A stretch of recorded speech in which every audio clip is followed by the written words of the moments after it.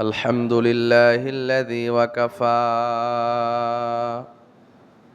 وسلام على عباده الذين اصطفى عما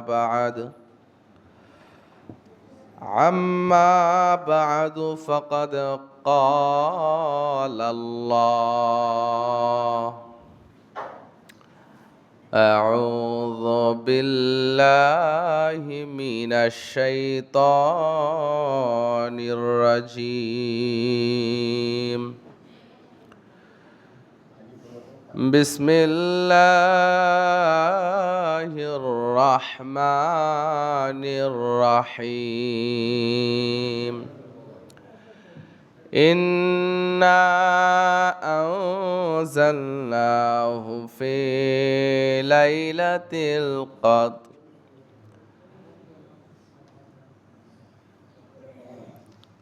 وما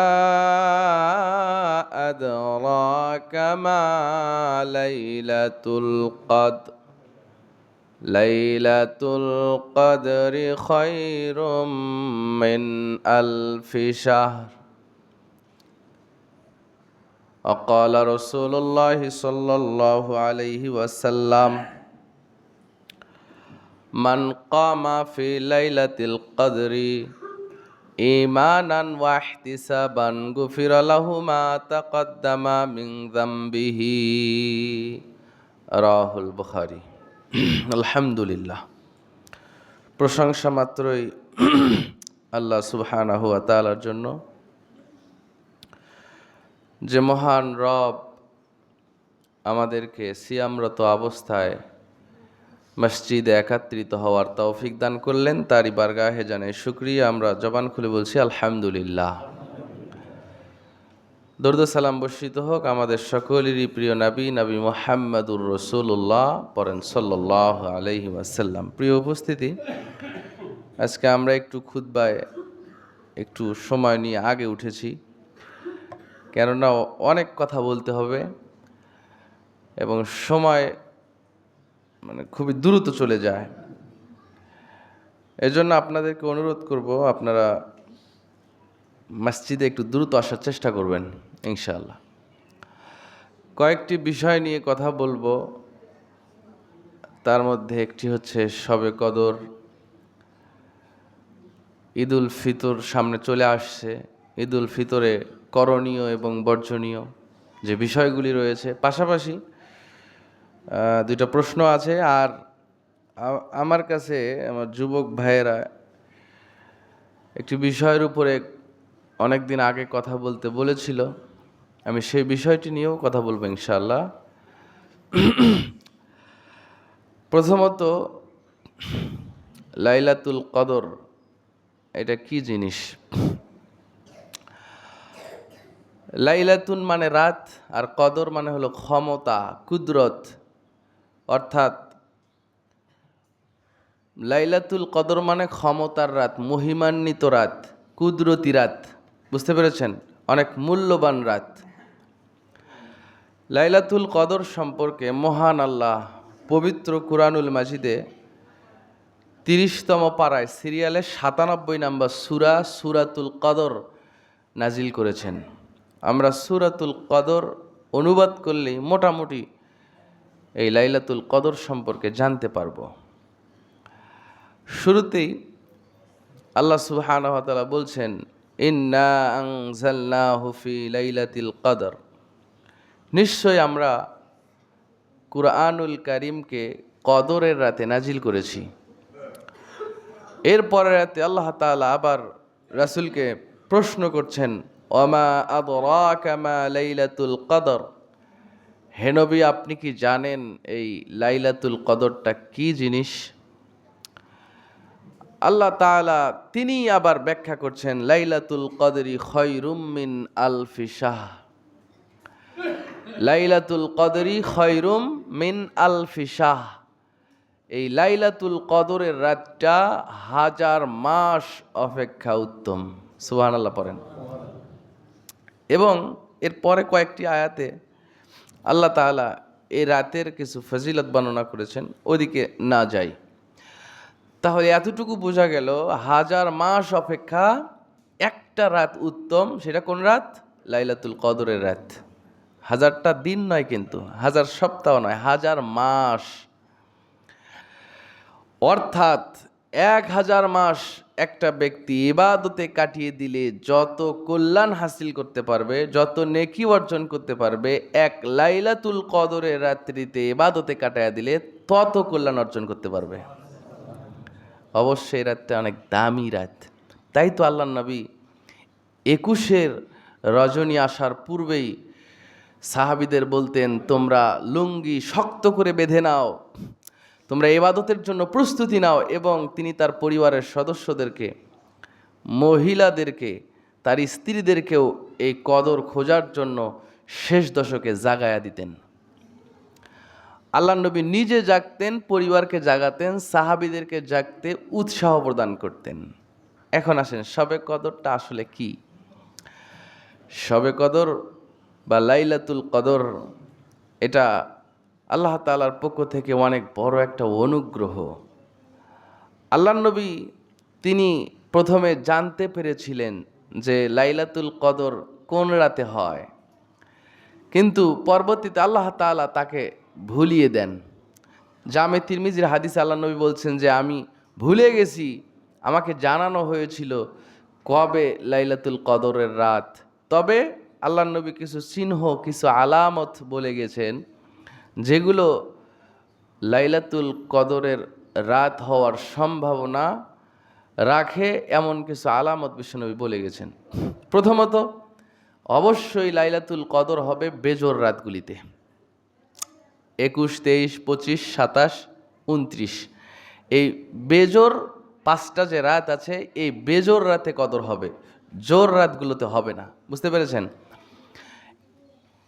এটা হলো প্রথম একটা চেনার উপায় বা লাইলাতুল কদর খোঁজার উপায়, যে বেজোর রাতগুলোতে আমরা জাগব। দ্বিতীয়ত, যেদিন কদর হবে, লাইলাতুল কদর যেদিন হবে, সেই দিনটা হবে প্রশান্তিময়। আস্তাগফিরুল্লাহ। সেই রাতটি হবে প্রশান্তিময়, শান্ত শিষ্ট একটি রাত। খুব ঘোর অন্ধকার হবে না।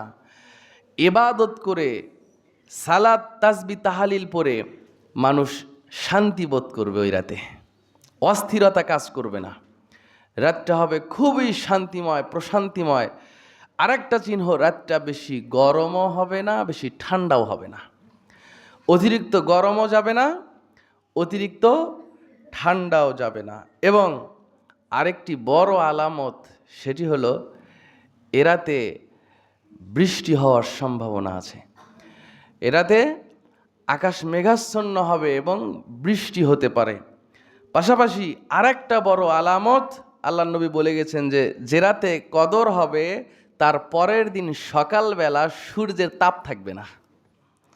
মানে সূর্য হবে সেদিন আরামদায়ক। সূর্যের যে একটা তাপ আছে, সকালবেলা যখন সূর্য ওঠে দেখবেন সূর্যের দিকে তাকানো যাবে না, এই ক্ষমতাটা সূর্য সেদিন হারায় ফেলবে। যে রাতে কদর গেছে তার পরের দিন সকালবেলা। আপনারা খুশি হবেন জানলে আমি যে আলামতগুলোর কথা বললাম, আলহামদুলিল্লাহ গত রাতে কয়েকটি আলামতই প্রকাশ পেয়েছিল, আলহামদুলিল্লাহ। সুতরাং যারা গত রাত জেগেছেন, আমরা আল্লাহর কাছে আশা করছি যে আপনারা লাইলাতুল কদর পেয়েছেন ইনশাআল্লাহ। তারপরেও আল্লাহু আলাম, আল্লাহ পাক ভালো জানেন। তবে আমরা আশা করছি গত রাতে যারা রাত জেগেছে তারা লাইলাতুল কদর পেয়েছে ইনশাআল্লাহ। আমরা আশা করব আল্লাহ যেন এই মর্যাদাটা আমাদের দেন, পড়েন আল্লাহুম্মা আমিন। আরও অবাক হবেন, লাইলাতুল কদরের রাতে সে যে বান্দায় হোক, যত বড় পাপিষ্ঠই হোক, সে যদি আল্লাহর কাছে কিছু চায়, অবশ্যই আল্লাহ তাআলা এই কদরের রাতে তাকে তাই দান করবেন। এর অনেক প্রমাণ আছে, অনেক সাহাবীদের থেকে প্রমাণ আছে, অনেক আলেম ওলামা থেকে প্রমাণ আছে যে লাইলাতুল কদরের রাতে যা আল্লাহর কাছে চেয়েছে আল্লাহ তাই দান করেছেন। ছোট্ট একটা গল্প বলি, শোনেন, ভালো লাগবে। কিছু হুজুর মসজিদে ইশার সালাতের পর শুয়ে গল্প করছিল। গল্প করতে করতে করতে করতে রাত গভীর হয়ে গেছে। তো ওরা ওই দিন কোনো একটা বাড়িতে ইফতারের দাওয়াত খেয়ে এসেছে। তো ইফতারের দাওয়াত, মানে গল্প করতে করতে ওই গল্পটা উঠে গেছে। এখন ওদের ভিতরে কেউ একজন বলছে যে আজকের দাওয়াত বাড়িতে সব কিছু খানা মোটামুটি ভালো ছিল আলহামদুলিল্লাহ, যদি আরেকটু শেষে ঘি পাইতাম বা ঘি খাওয়াইতো তাহলে আরও কতই না ভালো হইতো। মানে ঘি নিয়ে আলোচনা করছিলেন। তো এরপরে তারা তাহাজ্জুদ পড়বে বা কিয়ামুল লাইল, রাতে সালাত পড়বে। তাদের একজনকে পাঠাইয়া দিয়েছে, যাও তুমি একটু নলকূপ থেকে পানি তুলে নিয়ে আসো উজু করার জন্য। অনেক আগের গল্প, তখন ওই কুয়া ছিল, কুয়া থেকে পানি উঠানো লাগতো। তো বালতি নামায়া এক বালতি পানি উঠাই নিয়ে আসা হয়েছে অজু করার জন্য। তো ওরা অজু করার জন্য পানি নেওয়ার জন্য যখন বালতিতে হাত দিয়েছে, পানি উঠায়া দেখে এ তো পানি নয়, সব ঘি।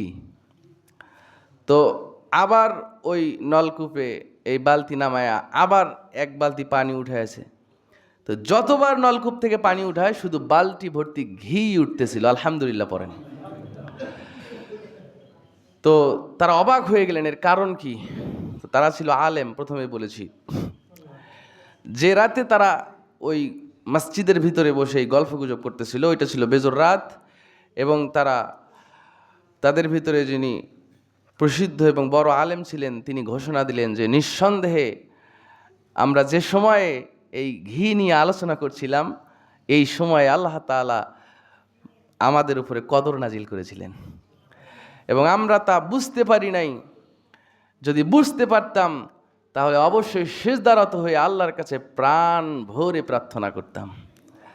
এরকম আরও অনেক গল্প আছে।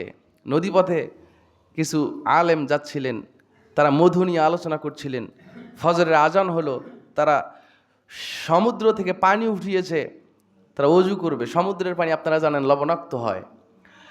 তো পানি উঠিয়ে অজু করার জন্য কুলির পানি যখন মুখে দিয়েছে, পানি মিষ্টি লাগে, পানি ঢেলে ফেলে আবার সমুদ্র থেকে পানি উঠিয়েছে, আবার মুখে দিয়ে এর লবণাক্ত পানি মিষ্টি হলো কিভাবে? তো তাদের ভিতরে যিনি প্রসিদ্ধ আলেম, তিনি ঘোষণা দিলেন যে আমরা যখন মধু নিয়ে আলোচনা করছিলাম, নিঃসন্দেহে এই সময় কদর গেছে। এজন্য আমাদের জন্য গোটা সমুদ্রের লবণাক্ত পানিকে আল্লাহ মধুতে পরিণত করে দিয়েছেন। সুবহানাল্লাহ। এরকম অসংখ্য ঘটনা আছে। সুতরাং কদরের রাত্রে আল্লাহর কাছে যা চাইবেন আল্লাহ তাই দিবেন। এজন্য অবশ্যই কদর খোঁজা উচিত, অবশ্যই কদর অনুসন্ধান করা উচিত। শোনেন, আবার বলছি, গত রাতে আমরা কিছু আলামত পেয়েছি। আলহামদুলিল্লাহ, আমি নিজেও আমার ছাত্র নিয়ে গোটা রাত জেগেছি। তো আমি 100% শিওর না যে গত রাতেই কদর গেছে। আল্লাহু আলাম, আল্লাহ ভালো জানেন। হয়তো সামনের আপনারা আজকে 24শে রাত হবে, 25, 27, 29ও হতে পারে। এই জন্য আবার রাত জাগা বাদ দিয়েন না। বেজর রাতগুলো অবশ্যই জাগবেন ইনশাআল্লাহ। যারা ইতিকাফে বসছেন অবশ্যই জাগবেন। এখানে একটা প্রশ্ন আসছে, এটা একটু উত্তরটা দিয়ে নেই। যারা রাত জাগবেন তারা তারাবি পড়বেন না, তারা শুধু এশার ফরজটা পড়বেন। এটা নিয়ে নাকি ঝামেলা লাগছে, একটু পরিষ্কারভাবে শুনে নেন।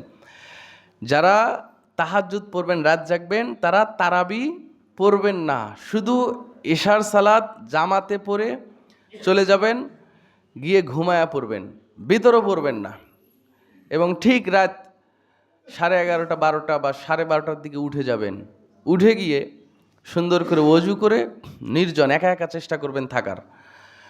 আশপাশে কেউ সালাত পড়লে খুশু খুশু নষ্ট হয়ে যাবে, আওয়াজ কানে আসলে মনোযোগ হারিয়ে যাবে। একা একা নিরিবিলি পরিবেশ খুঁজে এবার আপনি সালাতে দাঁড়িয়ে যাবেন। রাত 12টা থেকে ফজরের আগ পর্যন্ত 8 রাকাত সালাত পড়বেন।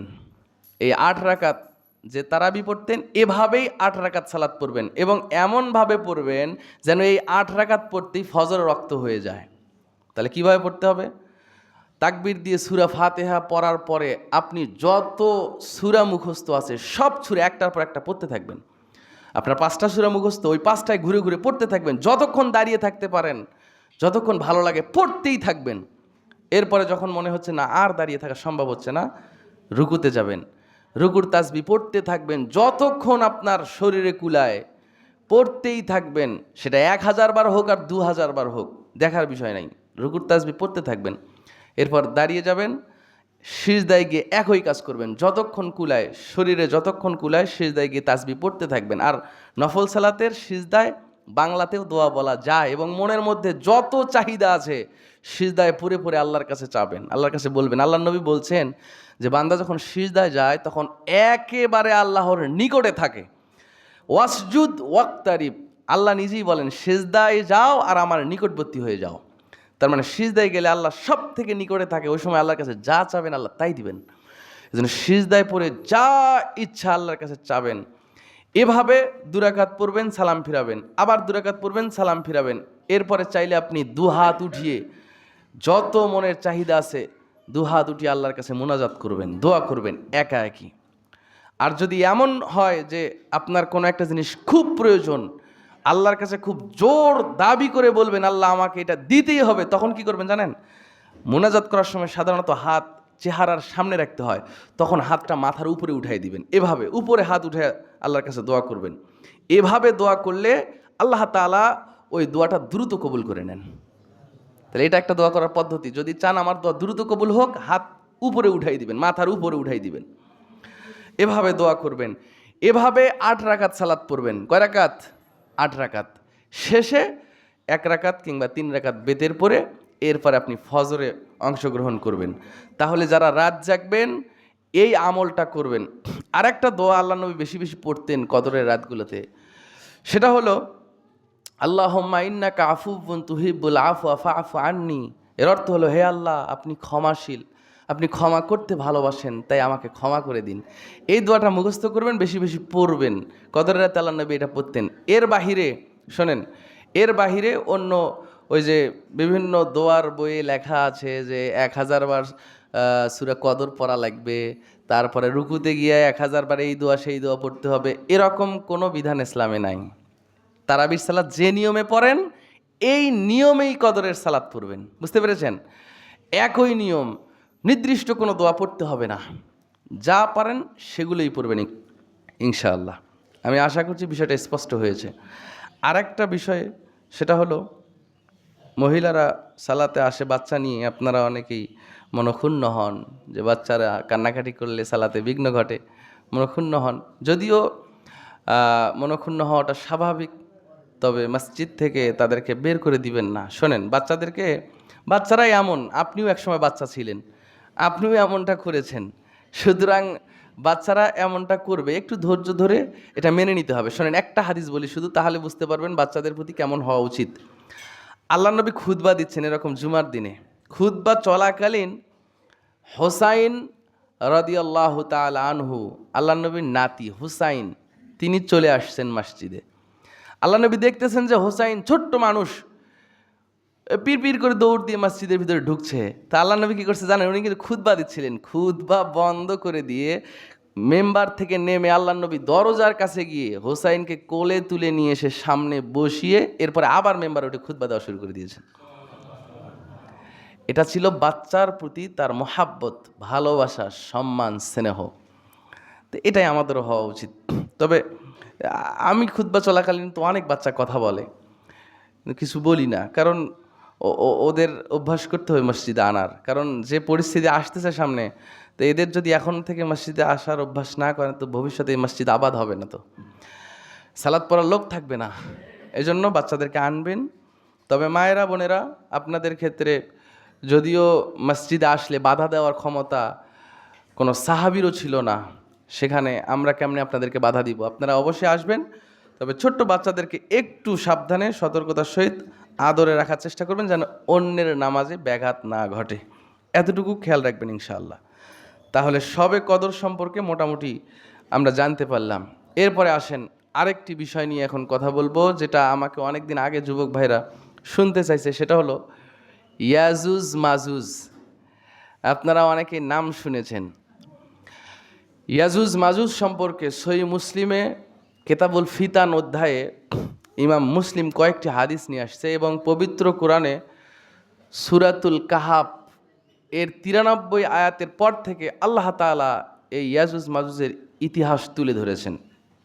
আমরা কোরআন এবং হাদিস থেকে যতটুকু ইয়াজুজ মাজুজ সম্পর্কে জেনেছি আপনাদেরকে জানানোর চেষ্টা করছি ইনশাআল্লাহ। শুনেন, ইয়াজুজ মাজুজ পৃথিবীতে আগমন করবে কিয়ামতের পূর্বে কোনো একটা সময়, যা আমরা কেউ জানি না কখন আগমন করবে। আর ইয়াজুজ মাজুজের আগমন হওয়াটা কিয়ামতের একটি বড় আলামত। ইয়াজুজ মাজুজ কি সেটা আগে বলি। ইয়াজুজ মাজুজ আমাদের মতোই এক শ্রেণীর মানুষ, যারা মানুষের থেকে একটু হুষ্টপুষ্ট, মানে মোটা তাজা এবং শক্তিতে মানুষের চাইতে অনেক বেশি শক্তিশালী, কিন্তু ওরাও মানুষ। অনেকে বলে ইয়াজুজ মাজুজ হচ্ছে আদম আলাইহিসসালামের বংশধর। না, ইয়াজুজ মাজুজ আদম আলাইহিসসালামের বংশধর নয়, তিনি হলেন নূহ আলাইহিসসালামের বংশধর। নূহ আলাইহিসসালামের ছেলের বংশে এদের আগমন হয়, এদের জন্ম হয়। এরা মানুষের মতোই, কিন্তু মানুষের থেকে হিংস্র, শক্তিশালী এবং উঁচা লম্বা, শক্তিতে মানুষের থেকে এগিয়ে। এর কারণে করতো কি, এরা মানুষের মাঝে এসে ফাসাদ সৃষ্টি করত। মানুষে মানুষে কোনো বিবাদ, ঝগড়া বিবাদ লাগলে ওরা এসে মানুষকে হত্যা করত, আছাড় দিয়ে মেরে ফেলতো। এক কথায় জমিনে ফাসাদ সৃষ্টি করতো ওরা। এজন্য ওদেরকে পৃথিবীর কোনো একটা পাহাড়ের গর্তে আটকিয়ে রাখা আছে। কিভাবে আটকিয়ে রেখেছে? পবিত্র কোরআন থেকে বলছি। আল্লাহ তাআলা বলেন পবিত্র কোরআনের সূরাতুল কাহাফ 93 নম্বর আয়াত, শুনেন। তার আগে একটা কথা বলি। পৃথিবীতে দুইজন বাদশাহ ছিলেন, যারা গোটা পৃথিবীর বাদশাহ ছিলেন। যেমন আমাদের এখন দেশের বাদশাহ তারেক রহমান, তারপরে আপনার ভারতের বাদশাহ নরেন্দ্র মোদী, এক এক দেশের এক এক বাদশাহ। কিন্তু এই দুইজন ব্যক্তি গোটা পৃথিবীর বাদশাহ ছিলেন। তার একজন হলেন সুলাইমান আলাইহিসসালাম, দাউদ আলাইহিসসালামের পুত্র সুলাইমান আলাইহিসসালাম, এবং আর একজন হলেন জুলকারনাইন আলাইহিসসালাম। ইনি রাসূল ছিলেন কিনা, নবী ছিলেন কিনা, এটা নিয়ে ইখতিলাফ আছে। তবে ইনি একজন আল্লাহর খুব আল্লাহর ওলি এবং দামি বান্দা ছিলেন। শোনেন, জুলকারনাইন ইনি গোটা বিশ্বের বাদশাহ ছিলেন, এবং জুলকারনাইন পৃথিবীর এমন কোনো জায়গা নাই যেই জায়গায় উনি যান নাই। পৃথিবীর সব জায়গায় উনি ভ্রমণ করেছেন। তো ভ্রমণ করতে করতে করতে করতে এক সময় দুইটা পাহাড়ের মধ্যবর্তী স্থলে একদল মানুষের কাছে তিনি পৌঁছলেন। শোনেন, কোরআন থেকে বলছি। আল্লাহ বলেন, বিসমিল্লাহির রহমানির রহিম, হাত্তা ইযা বালাগা বাইনাস সাদ্দাইনি ওয়াজাদা মিন দুনিহিমা কওমান লা ইয়াকাদুনা ইয়াফকাহুনা কাওলা। আল্লাহ বলেন, হাত্তা ইযা বালাগা বাইনাস সাদ্দাইনে, জুলকারনাইন আলাইহিস সালাম গোটা পৃথিবী ভ্রমণ করেছেন। তেনার ভ্রমণ যখন চলতেছিল, তিনি দুইটা পাহাড়ের মধ্যবর্তী স্থলে একদল কওমের কাছে গেলেন। তার মানে দুই পাশে দুইটা পাহাড় দাঁড়ানো, মাঝখান দিয়া চলাচলের রাস্তা, একটা উপত্যকা, সেখানে একদল মানুষ বসবাস করতেন। জুলকারনাইন যখন তাদের কাছে গেলেন, তাদের কাছে পৌঁছলেন, আল্লাহ বলেন লা ইয়াকাদুনা ইয়াফকাহুনা কাওলা, জুলকারনাইনের ভাষা তারা বুঝতে পারল না। কথাবার্তায় জুলকারনাইন তাদের ভাষা বুঝলেন, কিন্তু এনার ভাষা ওরা বুঝতে পারল না। ক্বালু ইয়া জুলকারনাইন ইন্না ইয়াজুজা ওয়া মাজুজা মুফসিদুনা ফিল আরদ। এবার ওই উপত্যকার মানুষেরা, ওই দুই পাহাড়ের মধ্যবর্তী স্থলে যারা বসবাস করত, ওই মানুষেরা জুলকারনাইনকে বললেন, ইয়া জুলকারনাইনে ইন্না ইয়াজুজা ওয়া মাজুজা মুফসিদুনা ফিল আরদ, নিশ্চয় এই পাহাড়ের ওই পাশে ইয়াজুজ মাজুজ বসবাস করে। মুফসিদুনা ফিল আরদ, ওরা পৃথিবীতে ফাসাদ সৃষ্টি করে, আমাদের উপরে জুলুম করে, আমাদেরকে হত্যা করে। সুতরাং আপনি আমাদের আর ওই ইয়াজুজ মাজুজের মাঝখানে একটা দেওয়াল তৈরি করে দেন, একটা পার্টিশন দিয়ে দেন, যাতে ওরা আমাদের উপরে আক্রমণ করতে না পারে। আর এই দেওয়াল তৈরি করার জন্য যদি টাকা পয়সা চান, কোনো শ্রম চান, যদি অর্থ চান, কর্জ চান, আমরা দিব। বাদশাকে বলছেন যে ওরা আমাদের উপর জুলুম করে, তাই ওদের আর আমাদের মাঝে একটা দেওয়াল তৈরি করে দেন, পারলে আমরা টাকা পয়সা দিয়ে সহযোগিতা করব। তো জুলকারনাইন বললেন, আমি হলাম বাদশাহ, আল্লাহ আমাকে যথেষ্ট সামর্থ্য দিয়েছে, তোমাদের টাকা পয়সাও দেওয়া লাগবে না, তোমরা শুধু শ্রম দিয়ে আমাকে সহযোগিতা করো। এবার জুলকারনাইন লোহার তক্তা, লোহার ইস্পাত দিয়া যেই পাহাড়টার ওই পাশে ইয়াজুজ মাজুজ আর এই পাশে মানুষ বসবাস করতে, মাঝখানে প্রাচীর দিলেন, লোহার প্রাচীর, লোহার দেওয়াল দিয়া প্রাচীর দিয়া এবার লোহাতে আগুন জ্বালাইয়া দিলেন। লোহাতে আগুন জ্বালাইয়া জুলকারনাইন বললেন, তোমরা এবার তামা নিয়ে আসো, তোমরা সীসা নিয়ে এসো, সীসাকে গলায়া এই ইস্পাতের উপরে ঢালো। আল্লাহর নবী বলেন জুলকারনাইন ওই মানুষগুলাকে নিয়া সীসাকে গলায়া যেই পাহাড়ের গর্তগুলোতে ইয়াজুজ মাজুজ থাকতো, এই গর্তের মুখগুলা এমন ভাবে গলিত সীসা দিয়া বন্ধ করে দিল, ইয়াজুজ মাজুজ আর ওই দেওয়াল টপকাতে পারল না। এমন ভাবে তাদেরকে আটকায় দিল। ধরেন দুইটা পাহাড়ের মাঝখানে ওরা থাকে, দুই পাশে দেওয়াল তৈরি করে একেবারে পিতল গলায়া সীসা গলায়া ওটা বন্ধ করে দিলেন। আল্লাহর নবী বলেন, এটা কোরআন থেকে বলছি বা হাদিস থেকে শোনেন, আল্লাহর নবী বলেন ওই দিন জুলকারনাইন তাদেরকে ওই পাহাড়ের গর্তের মধ্যে বন্ধ করে দেয়। ওই দিন থেকে আজ পর্যন্ত ওই গর্তের মধ্যেই ইয়াজুজ মাজুজ বসবাস করে। সেখানে কত বংশ বিস্তার করেছে তারা, কত লক্ষ কোটি ইয়াজুজ মাজুজের জন্ম হয়েছে, হিসাব কেউ জানে না। সামনে গেলে বুঝতে পারবেন। এবার আল্লাহর নবী বললেন তারা সেখানেই বসবাস করতেছে আর প্রত্যেক দিন বের হওয়ার চেষ্টা করে। নবী বলেন ইয়াজুজ মাজুজ সেই দিন থেকে প্রত্যেক দিন গর্ত খনন করে করে তারা বের হওয়ার চেষ্টা করে, মানব সমাজে ঢোকার চেষ্টা করে। যখন গর্ত খুঁড়তে খুঁড়তে একেবারে নিকটবর্তী হয়ে যায়, আর একটু গর্ত খনন করলেই বাহিরে বের হতে পারবে, এমন সময় তাদের মধ্যে একজন ঘোষক ঘোষণা দিয়ে বলে, লিডার ঘোষণা দিয়ে বলে কাজ করা বন্ধ করে দাও, আগামীকাল আমরা এখান থেকে আবার খননের কাজ শুরু করব। নবী বলেন যখন কাজ বন্ধ করে তারা বাড়িতে ফিরে যায়, তাদের গৃহে ফিরে যায়, মহান আল্লাহ ওই খননকৃত জায়গাটা আবার পূর্ণ করে দেন, আবার ওইটা বন্ধ করে দেন। পরের দিন এসে আবার খনন করে। এভাবে আল্লাহর নবী বলেন আল্লাহ যতদিন না ইশারা দিয়েছেন তারা খনন করতেই থাকবে, করতেই থাকবে, করতেই থাকবে। যখন আল্লাহ তাদেরকে বের করতে চাবেন গো কিয়ামতের পূর্ব মুহূর্তে, তারা গর্ত খনন করতেছিলেন। গর্ত খনন করতে করতে এত নিকটে চলে আসছে, আল্লাহর নবী বলেন আর 1 টাক্কা পরিমাণ, 1 বিঘাত পরিমাণ, অর্ধ হাত পরিমাণ জায়গা খনন করলে বাহিরে বেরোতে পারবে। এমন সময় তাদের লিডার ডাক দিয়ে বলে ও খননকারী দলের সৈন্যরা ফিরে যাও, ফিরে যাও, ইনশাআল্লাহ আমরা আগামীকাল এই গর্ত খনন শেষ করব। নবী বলেন ওই দিনের পূর্বে কোনোদিন তারা ইনশাআল্লাহ পড়ে নাই, সেই দিন ইনশাআল্লাহ পড়ার কারণে পরের দিন এসে দেখবে যেই জায়গায় খনন করে রেখে গিয়েছিল ওই জায়গায় ওইভাবে আছে। এবার গর্তের মুখ খুলে লক্ষ লক্ষ কোটি কোটি ইয়াজুজ মাজুজ সেদিন বেরিয়ে আসবে বাহিরে। কত ইয়াজুজ মাজুজ বেরোবে শোনেন। আল্লাহর নবী বলেন প্রথম একটা দল ইয়াজুজ মাজুজ বের হবে ইসরায়েলে একটা জায়গার নাম তাবারিয়া। ওই তাবারিয়া জায়গার পাশ দিয়ে একটা সাগর বহেছে, একটা সমুদ্র বহেছে। ওই সমুদ্রটা ইয়াজুজ মাজুজ এসে ইয়াজুজ মাজুজ বের হয়ে একটা সমুদ্রেতে কত পরিমাণ পানি থাকে আল্লাহর নবী বলেন ইয়াজুজ মাজুজ এত বেশি পরিমাণ বের হবে, ইয়াজুজ মাজুজ তাবারিয়া সমুদ্রের সব পানিগুলোকে চুষে খেয়ে তারা শেষ করে ফেলবে। এত লক্ষ কোটি ইয়াজুজ মাজুজ পৃথিবীতে আসবে।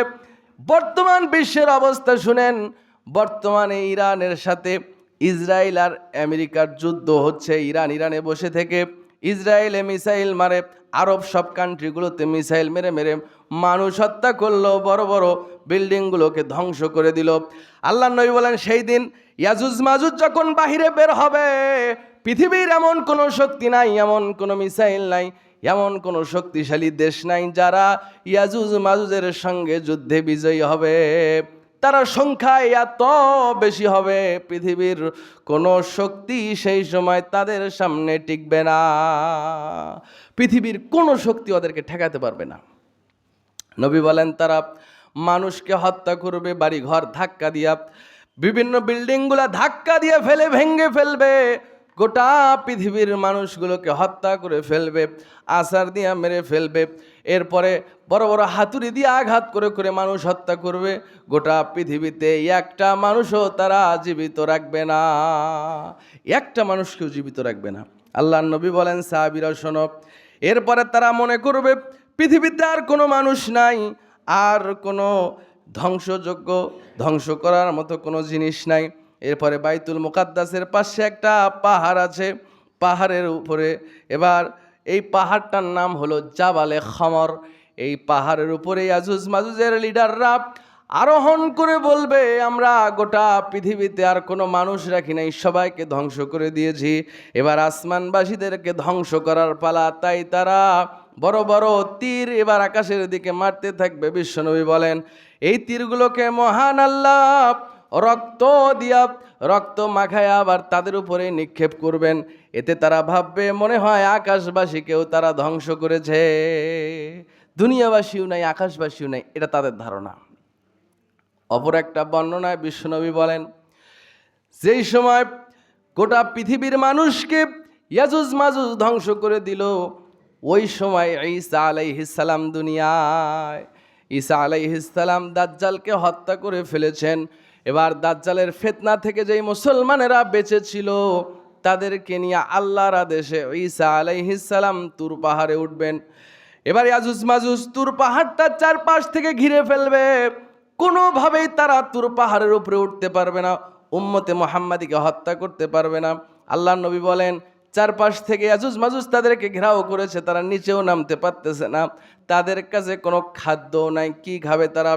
এমন সময় ঈসা আলাইহিস সালাম উম্মতে মুহাম্মাদীকে নিয়ে এবার আল্লাহর কাছে দোয়া করতে থাকবেন, রব্বুল আলামিন, যদি এই ইয়াজুজ মাজুজকে তুমি ধ্বংস না করো, তোমার নবীর উম্মতে মুহাম্মাদীরা ধ্বংস হয়ে যাবে। তাই তুমি এই ইয়াজুজ মাজুজের গোষ্ঠীকে ধ্বংস করে দাও, উম্মতে মুহাম্মাদীকে হেফাজত করো। আল্লাহর নবী বলেন, এমন সময় মহান আল্লাহ ঈসা আলাইহিস সালামের দোয়াকে কবুল করে নিয়া প্রত্যেকটা ইয়াজুজ মাজুজের গলার মধ্যে নাগাফ নামে এক প্রকার জন্ম দিবে। এই পোকাগুলা একসাথে এক নিমিষে এক সেকেন্ডে সব ইয়াজুজ মাজুজের গর্দানে এমনভাবে গর্দানগুলো কেটে দিবে, সবার বডি থেকে মাথাগুলো আলাদা হয়ে যাবে। মহামারীর মতো এক সেকেন্ডের মধ্যে সব ইয়াজুজ মাজুজ মরে সাফ হয়ে যাবে। ঈসা আলাইহিস সালাম উম্মতে মুহাম্মাদীকে নিয়ে তুর পাহাড় থেকে নেমে দেখবে পৃথিবীতে এমন অবস্থা, ইয়াজুজ মাজুজের লাশগুলো এমনভাবে পড়ে আছে, একটা কদম ফেলানোর মতো জায়গা পৃথিবীতে বাকি নাই, 1 ইঞ্চি জায়গাও বাকি নাই। প্রচণ্ড দুর্গন্ধ, ওদের রক্ত চর্বিতে প্রচণ্ড দুর্গন্ধ বের হবে। নবী বলেন, ওই সময় জমিনের যত পোকা মাকড় কীট পতঙ্গ আছে, এই ইয়াজুজ মাজুজের শরীরের গোশত খেয়ে খেয়ে এক একটা পোকামাকড় সব মোটা তাজা হয়ে যাবে, প্রচণ্ড দুর্গন্ধ। এবার ঈসা আলাইহিস সালাম আল্লাহর কাছে দোয়া করবেন, আল্লাহ ইয়াজুজ মাজুজের লাশগুলো সরানোর ব্যবস্থা করে দাও। নবী বলেন, মহান আল্লাহ আসমান থেকে বড় বড় পাখি পাঠিয়ে দিবেন, যেই পাখিগুলো দেখতে উটের মতো বড় বড় গলাওয়ালা। এই পাখিগুলা গোটা পৃথিবী থেকে ইয়াজুজ মাজুজের যত লাশ আছে, যত হাড় হাড্ডি আছে, সব মুখে নিয়ে নিয়ে সমুদ্রের মধ্যে গিয়ে ফেলে দিবে। সব লাশগুলো চলে গেছে, কিন্তু দুর্গন্ধ রক্ত এখনো যায় নাই। ঈসা আলাইহিস সালাম আবার আল্লাহর কাছে দোয়া করবেন, রব্বুল আলামিন একাধারে 7 দিন 7 রাত বৃষ্টি বর্ষণ করবেন। এই বৃষ্টিতে দুনিয়াটা এমনভাবে পরিষ্কার পরিচ্ছন্ন হয়ে যাবে, নবী বলেন জমিন আয়নার মতো সেদিন ঝলমল করবে, আয়নার মতো ঝলমল করে জমিন জ্বলতে থাকবে। প্রিয় ভাইয়েরা, এরপরে আল্লাহর নবী বলেন, ওই সময় পৃথিবীতে ইমানদার ছাড়া কোনো কাফের আর বেঁচে নেই, যারা বেঁচে আছে তারা সবাই ইমানদার। আর ওই সময় আল্লাহ তাআলা তার সমস্ত নেয়ামত, সমস্ত রহমত বরকত বান্দা বান্দির উপরে নাজিল করবেন। আল্লাহর নবী বর্ণনা দিতে দিতে বলেন যে একটা গাভী এত পরিমাণ দুধ দিবে যে একটা গাভীর দুধ 2-3টা এলাকার মানুষ খেয়ে শেষ করতে পারবে না।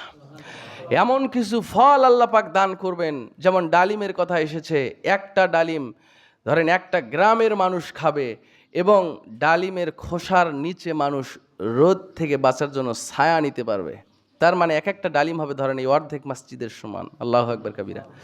আল্লাহর নবী বলেন, সাহাবীরা শোনো, এভাবে কতদিন যাবে আমি নবী জানি না, যতদিন আল্লাহ চাইবে এই মানুষেরা পৃথিবীতে থাকবে। এরপরে পশ্চিম দিক থেকে একটা ঠান্ডা বাতাস বের হবে, ঠান্ডা বাতাস। এই ঠান্ডা বাতাস যাদের শরীরেই লাগবে, মানুষ যেমন শুয়ে থাকতে থাকতে কখন ঘুমায় যায় সে নিজেও বুঝতে পারে না, তার রুহটা সেভাবেই বের হয়ে যাবে, তারা কেউ বুঝতেও পারবে না।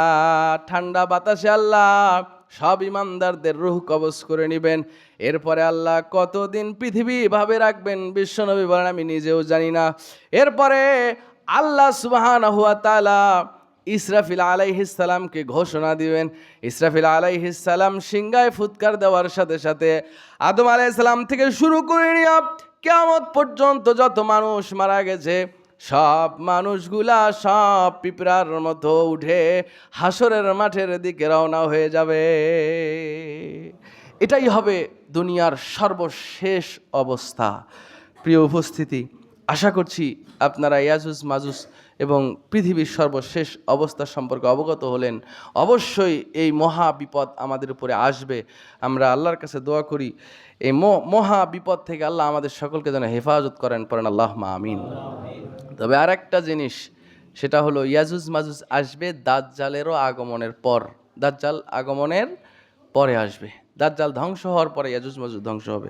প্রিয় উপস্থিতি, শোনেন, দাজ্জালের ফিতনা সম্পর্কে এর আগে আপনাদেরকে বলেছিলাম কিনা জানি না। এমন কোনো নাবী নাই পৃথিবীতে, যত নাবী এসেছিল এমন কোনো নাবী নাই যে নাবী তার উম্মতদেরকে দাজ্জালের ফিতনা সম্পর্কে সতর্ক করে যায় নাই। সব নবীরাই তার উম্মতদেরকে সতর্ক করতেন, দাজ্জালের ফিতনা থেকে বাঁচার জন্য আল্লাহর কাছে দোয়া করতে বলতেন।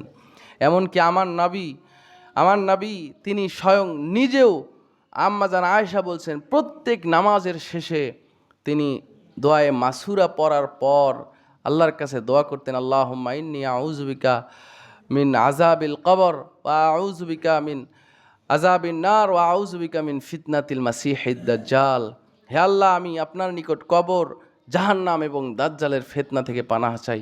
যদিও নবী জানতেন যে দাজ্জাল তার জীবন দশায় আসবে না। কথাটা এই জন্য বলছি যে দাজ্জালের আগমনেরও কিছু আলামত আছে, সে আলামতগুলো প্রকাশ পেয়ে গেছে। সুতরাং ইমাম মাহাদি ঈসা আলাইহিস সালাম আসবে দাজ্জালের আগমনের পর। যে কোনো মুহূর্তে ইমাম মাহাদি বেরিয়ে আসতে পারে। উনি, অনেক আলেমগণ বলছেন যে উনি এখন বর্তমান পৃথিবীতে আছেন, অবস্থান করছেন। ইমাম মাহাদি আপনারা জানেন, উনি নিজেও জানবেন না যে উনি ইমাম মাহাদি হবেন। ওনার 40 বৎসর বয়সের কোনো একটা রাতে আল্লাহ তাআলা তাকে সেই ক্ষমতা, সেই ইমামতিটা দান করবেন। এরপরে উনি সব মুসলমানদেরকে নিয়ে গোটা পৃথিবীর বড় বড় কাফের রাষ্ট্রের বিরুদ্ধে যুদ্ধ ঘোষণা দিবেন। এরপরেই দাজ্জাল পৃথিবীতে আসবে এবং দাজ্জালের ফিতনা এতটাই কঠিন হবে, আল্লাহ নবী বলছেন, কেউ যদি শুধু দাজ্জালের সামনে পড়ে একবার, দাজ্জালের সামনে পড়লে সে ঈমান আর টিকিয়ে রাখতে পারবে না। এতটা কঠিন হবে, মানে দাজ্জাল এত বেশি ক্ষমতা পাবে যে ও আপনাকে বলবে যে তুমি কি দেখতে চাও, যেটা দেখালে তুমি বিশ্বাস করবে আমি আল্লাহ। কি দেখতে চাও? তখন আপনি বলবেন যে আমার আব্বা মারা গেছে আজ থেকে 100 বছর পূর্বে। তো আল্লাহ ছাড়া কিন্তু কেউ মৃতকে জীবিত করতে পারে না। তখন বলবে তুমি আমার আব্বাকে জীবিত করে দেখাও। তো মুহূর্তের ভিতরে দাজ্জাল আপনার আব্বাকে জীবিত করে দেখাবে। জীবিত কেমনে করবে? সে সময় ইবলিস শয়তান আপনার আব্বার চেহারা নিয়ে আপনার সামনে দাঁড়ায় যাবে। তখন আপনি অবাক হয়ে যাবেন যে এই যদি আল্লাহই না হবে, তো কেমনে আমার আব্বা 100 বছর আগে মারা গেছে তাকে জীবিত করলো, কেমনে করলো? আপনি বাধ্য হবেন, মানে এমনভাবে সে কলাকৌশলে সে নিজেকে রব আপনার সামনে উপস্থাপন করবে এবং আপনি মেনে নিতে বাধ্য হবেন। এজন্য আল্লাহ নবী বলছেন সবসময় দাজ্জালের ফিতনা থেকে আল্লাহর কাছে পানাহ চাবে। এবং আল্লাহ নবী বলছেন একটা মহা অস্ত্র আছে দাজ্জালের ফিতনা থেকে বাঁচার, সেটা হলো সূরাতুল কাহাফের প্রথম 10টি আয়াত যদি কেউ মুখস্থ রাখতে পারে তো দাজ্জাল সামনে পড়বে না, তাকে আল্লাহ পাক দাজ্জালের ফিতনা থেকে হেফাজত করবেন। এজন্য অবশ্যই সূরা কাহাফের প্রথম 10টি আয়াত মুখস্থ করার চেষ্টা করবেন। আল্লাহ সে তৌফিক দান করুক, পড়েন আল্লাহুম্মা আমিন। ওয়া আখিরু দাওয়ানা আলহামদুলিল্লাহি রাব্বিল আলামিন। আল্লাহুম্মা সাল্লি আলাইহি আল্লাহুম্মা বারিক।